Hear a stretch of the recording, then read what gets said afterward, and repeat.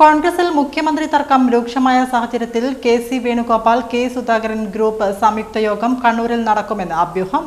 K. സുധാകരന്റെ വീട്ടിലാണ് സംയുക്ത ഗ്രൂപ്പ് യോഗം വിളിച്ചതെന്നാണ് പ്രചരണം. ഇരുവരും ഒന്നിച്ചു പോകുന്നതിന്റെ ഭാഗമായാണ് നേതൃയോഗം വിളിച്ചത്. യോഗത്തിൽ കണ്ണൂർ ജില്ലയിലെ കെ.സി., കെ. സുധാകരൻ പക്ഷക്കാർ പങ്കെടുക്കും. കേരളത്തിൽ മുഖ്യമന്ത്രി ചർച്ച പുരോഗമിക്കുന്നതിനിടെ നേതാവ് കെ. മുരളീധരൻ, കെ. സുധാകരൻ എന്നിവരുൾപ്പെടെ മുതിർന്ന നേതാക്കളെ ദില്ലിയിലേക്ക് വിളിപ്പിച്ച സാഹചര്യത്തിലാണ് കണ്ണൂരിലെ ഗ്രൂപ്പ് യോഗമെന്നതും ശ്രദ്ധേയം. എം. ഹസൻ, മുല്ലപ്പള്ളി രാമചന്ദ്രൻ എന്നിവരെയാണ് വിളിപ്പിച്ചത്. മുൻ PCC അധ്യക്ഷന്മാരെയാണ് വിളിപ്പിച്ചത്.